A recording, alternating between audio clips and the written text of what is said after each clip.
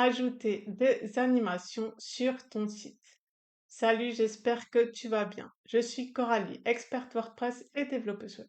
Dans cette vidéo, je vais te montrer comment faire pour ajouter des animations sur les pages de ton site.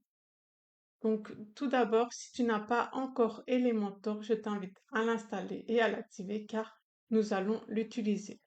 Donc, si tu ne l'as pas encore, tu peux aller dans Extensions, ajouter une extension et rechercher Elementor.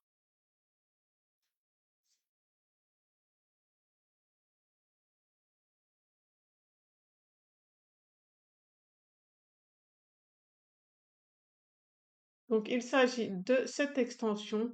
Donc, si tu ne l'as pas encore, clique sur Installer, attends un peu et puis clique sur Activer. Donc, maintenant, si tu l'as déjà, tu peux aller dans Page, toutes tes pages et choisir la page sur laquelle tu veux ajouter tes animations. Donc, par exemple, moi, ça va être ma page à propos.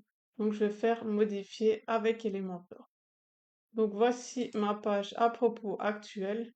Comme tu le vois, il n'y a aucune animation, tout est fixe.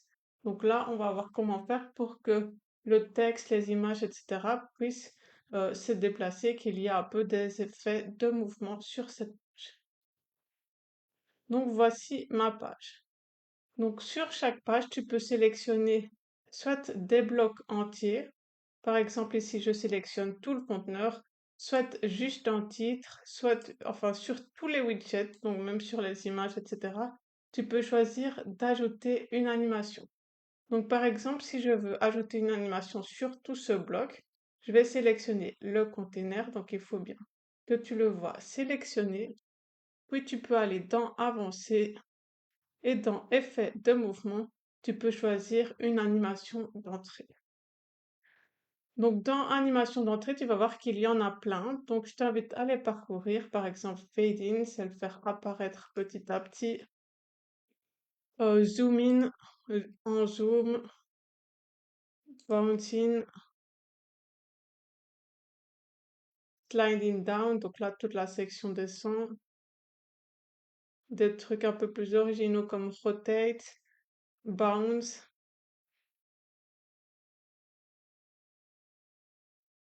pulse. Donc, ce pulse, ça peut être intéressant si tu veux mettre en valeur une section, donc une section importante. Donc, tu fais un pulse pour être sûr que ton visiteur la voit bien.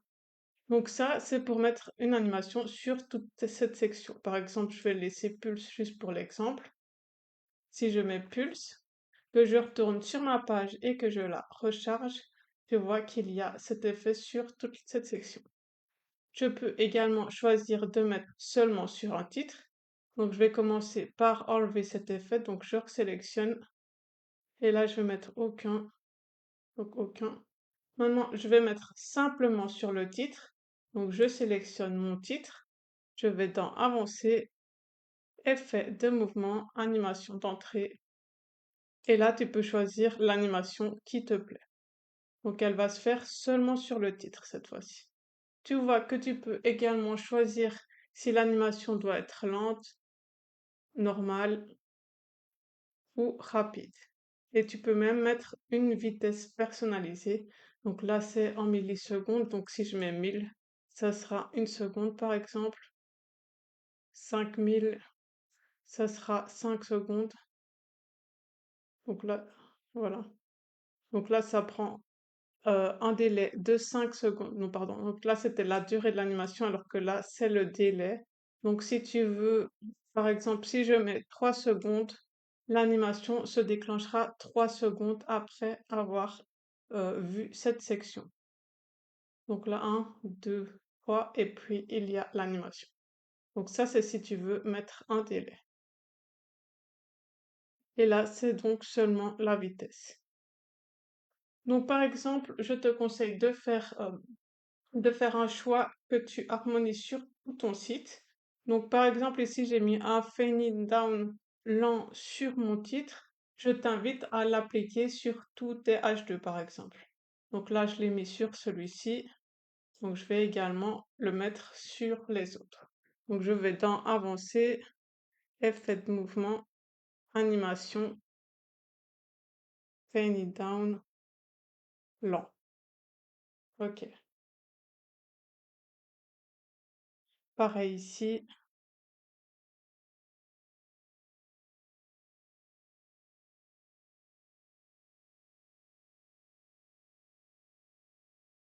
Et plus que deux.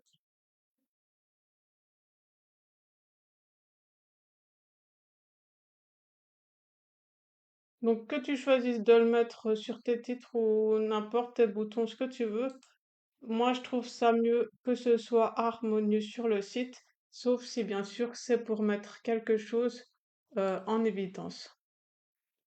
Donc si c'est pour mettre un texte spécialement en évidence, là tu le mets que sur le texte en question bien sûr. Donc on va retourner voir le résultat. Donc je recharge ma page. Hop, j'ai bien les titres qui descendent. Pareil ici, tu vois l'effet démarre après avoir vu la section.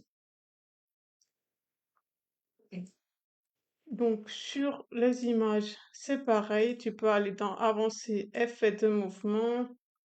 Sur le container, c'est pareil, c'est ce qu'on a déjà vu. Donc à chaque fois, c'est dans avancer, effet de mouvement.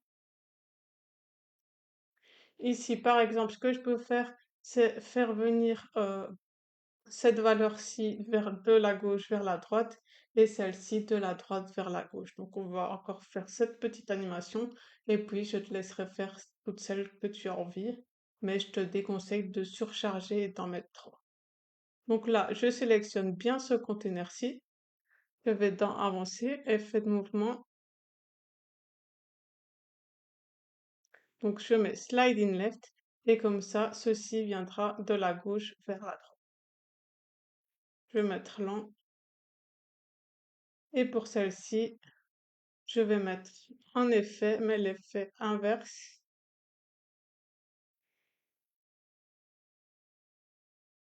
Hop, et je le mets également en long. Donc là, je mets à jour.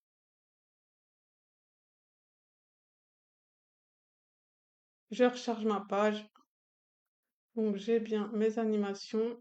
Et ici, j'ai bien tout qui vient de la... Donc celle-ci glisse par ici et celle-ci glisse par là pour que tout se rejoigne au milieu.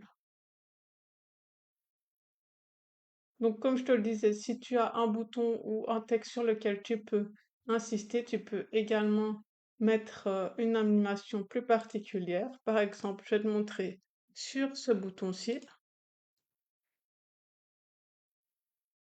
Voilà, par exemple, je vais mettre Bouncing, mais donc tu peux aussi mettre Pulse. Donc, je vais mettre Pulse. Donc là, je mets un effet Pulse. Et donc, comme tu l'as vu, pour ce bouton, donc je recharge la page. Ça le met bien en valeur en faisant un pulse dessus. Donc là, je trouve que j'ai un peu surchargé d'animation. Je te laisse faire quelque chose de cohérent et surtout ne pas surcharger. Donc c'est tout pour cette vidéo. J'espère qu'elle t'aura aidé et je te souhaite une très belle journée. Salut!